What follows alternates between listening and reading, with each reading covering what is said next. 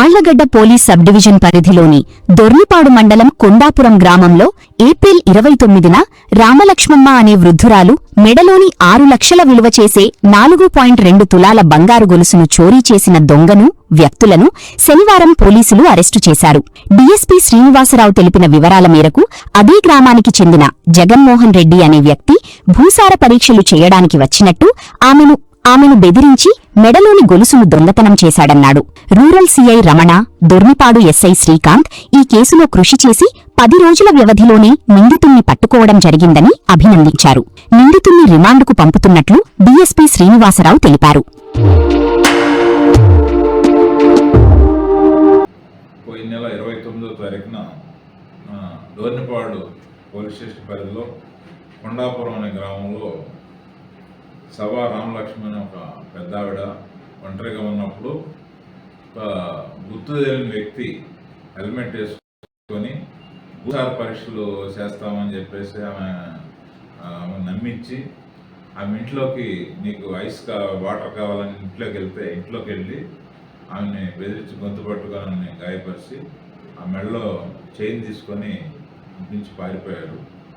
దాని మీద డోర్నిపాడు పోలీస్ స్టేషన్లో కేసు నమోదైంది. ఎస్ఐ శ్రీకాంత్ కేసు నమోదు చేశాడు.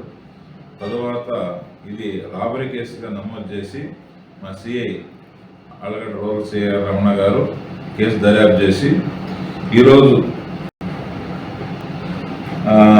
అతన్ని ఈ కేసులో ఎవరైతే ముద్దాయి ఉన్నాడో పైడాల జగన్మోహన్ రెడ్డి, తండ్రి శివనాగేశ్వర రెడ్డి, అతను కొండాపురం, అతన్ని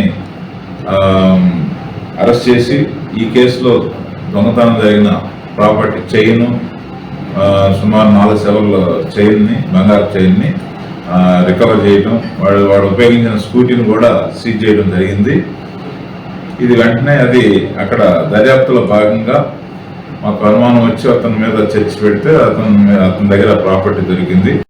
ఇతను ఎవరో కాదు, ఆయన ఇంటి పక్కనే ఉంటూ ఆమె ఒంటరిగా ఉన్న మహిళని గమనించి వీడు పెళ్ళయి రాజమండ్రిలో ఉంటూ అక్కడ అప్పులు తీసుకోవడానికి అని చెప్పేసి ఆమె ఒంటరిగా ఉందని చెప్పేసి ఆమెను సెలెక్ట్ చేసుకొని ఆమె ఒంటి మీద మెడలో చైన్, గాజులు ఉన్నాయని చెప్పి దొంగతనం చేయాలని ప్రయత్నం చేసి మెడలో చైన్ దొంగతనం చేయడం జరిగింది.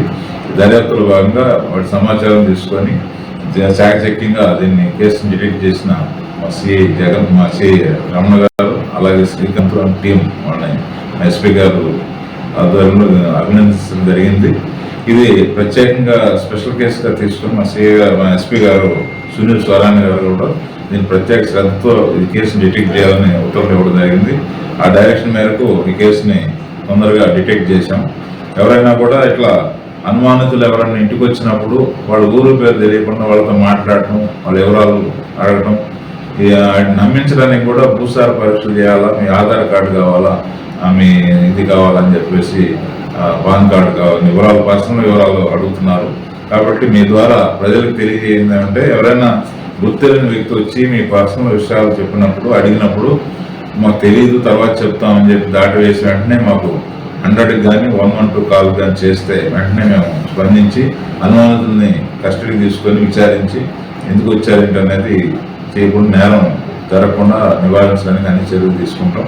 కాబట్టి ప్రజలు ఈ విధంగా ఎవరో వ్యక్తి వచ్చి మీ భూసార పరీక్ష చేస్తామని చెప్పి మాటల్లో పెట్టి నమ్మించి ఇట్లా దొంగతనానికి పాల్పడ్డారు. కాబట్టి ప్రజలు మోసపోవద్దని చెప్పేసి మీ ద్వారా కోరుకుంటున్నాం. ఈ కేసును డిటెక్ట్ చేసినందుకు సిఐ గారిని, ఎస్ఐ గారిని అభినందిస్తున్నాం.